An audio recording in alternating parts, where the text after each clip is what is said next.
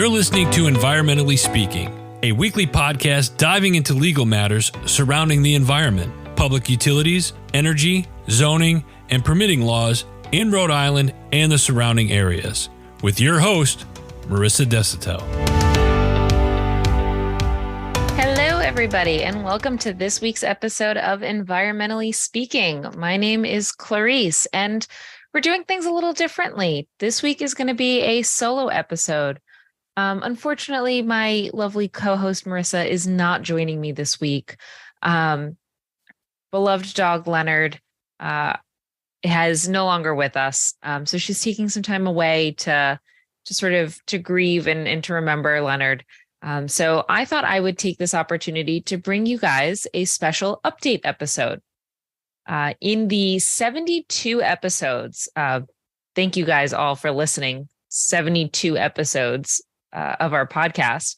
There have been several times in which we've said, we'll keep you posted, we'll give you updates. And we haven't. We say it, it's a great thought. We just haven't done it.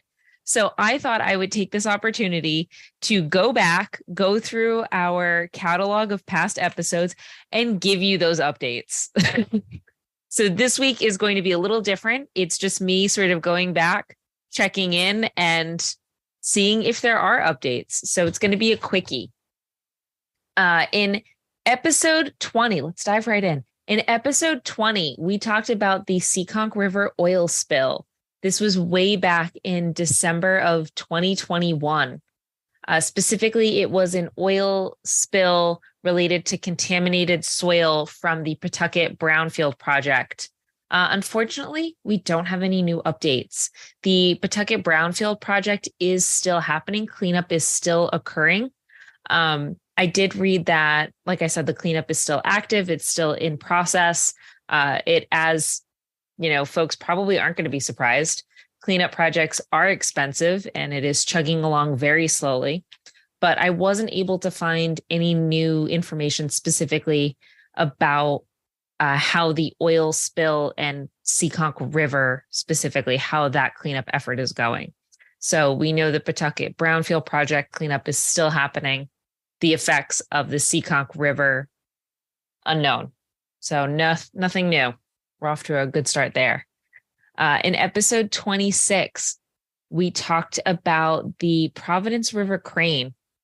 For folks who are Rhode Island based or closely based specifically to the Providence area, we talked a bit about how there was a crane that fell into the Providence River, and due to a long series of unfortunate events, this crane has since been unable to have been, pulled up from the river. From what I remember, the previous owner has since died. There weren't enough funds to fund the, excavation of the crane. But I did learn, small update, that they're not currently seeking to pull up the crane because birds have continued to nest. And I think we talked about how that was sort of a factor in why folks aren't rushing to pull the crane up right now.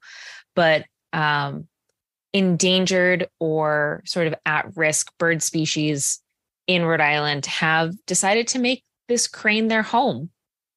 And because of that, folks are not looking right now they're not looking to pull up the crane.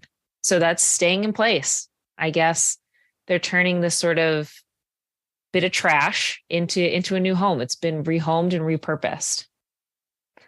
In episode 55, we talked again about offshore wind. I think we talk about offshore wind a ton.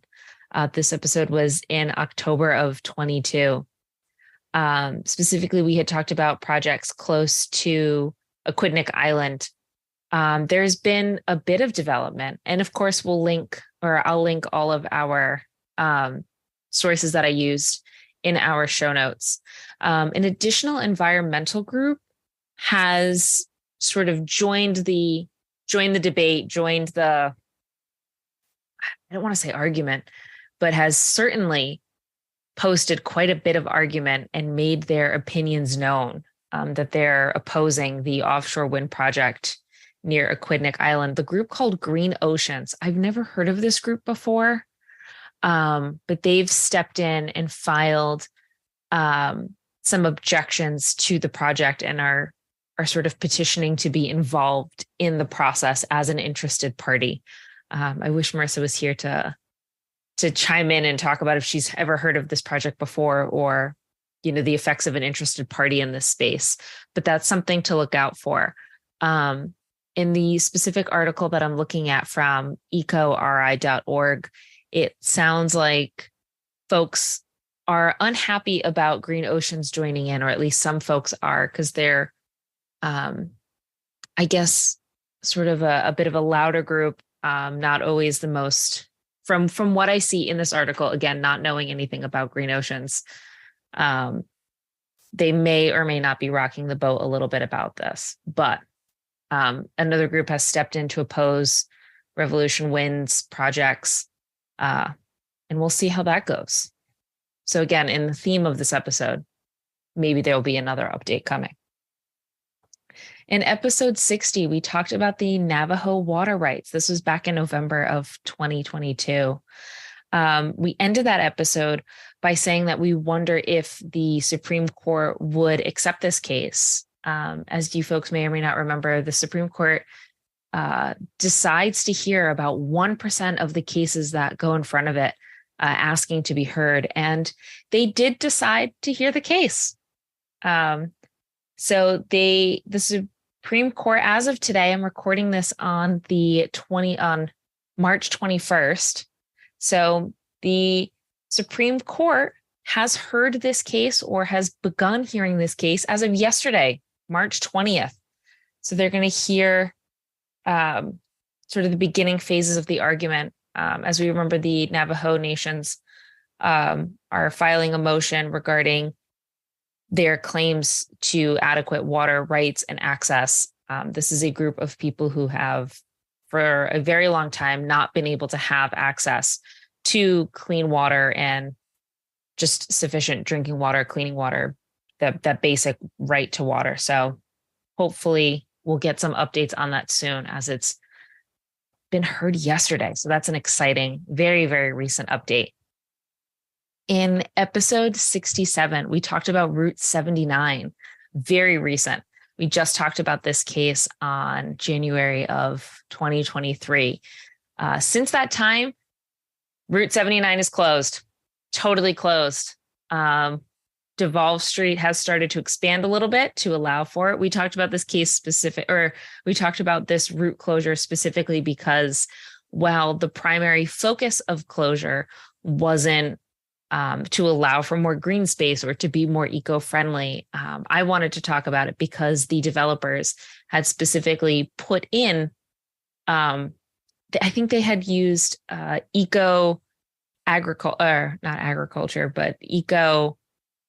sort of design in their reconstruction of the area.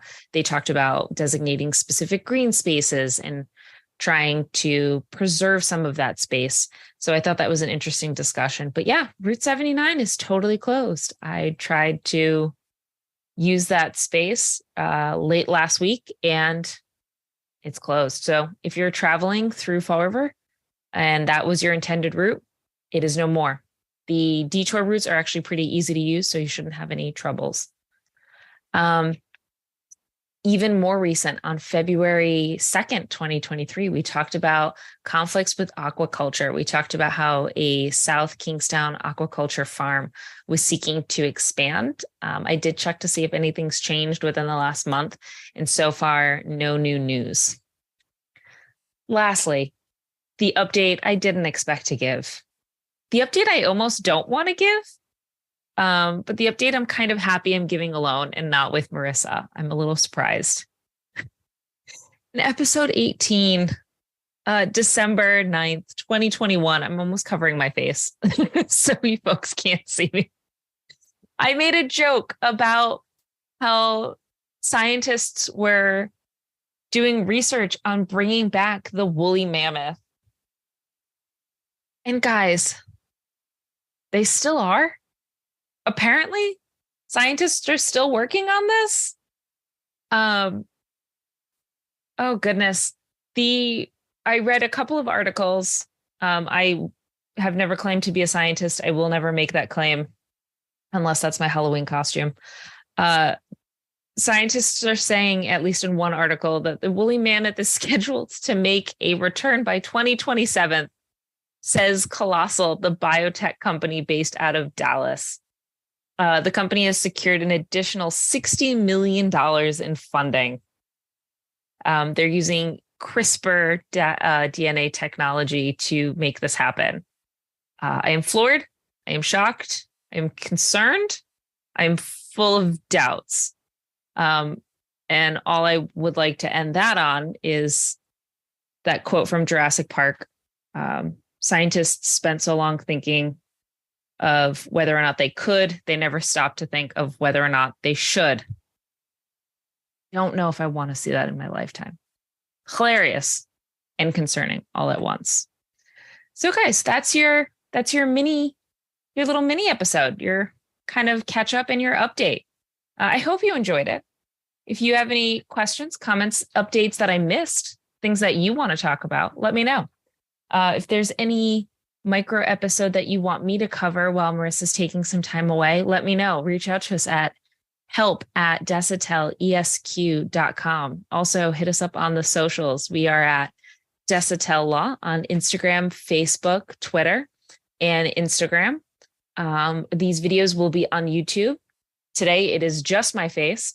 I won't be joined by my lovely co-host, but I hope you enjoyed it. Thank you guys again for listening, for all of your support. Going back through the episodes, I realized I was referencing some dates that were 3 years ago. 2021, that's why, or 2 years ago. I'm sorry. That's wild to think about. So I really appreciate it. I love hearing from you all and telling us when you listen, where you listen, how you folks are enjoying it. Shout out to my dear friend T. She was saying that she was listening.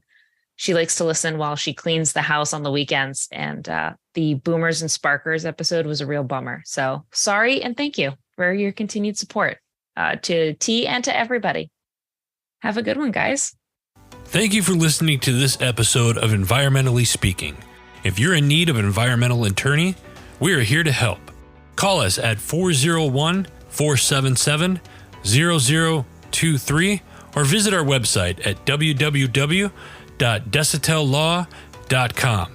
That's www.desautelaw.com.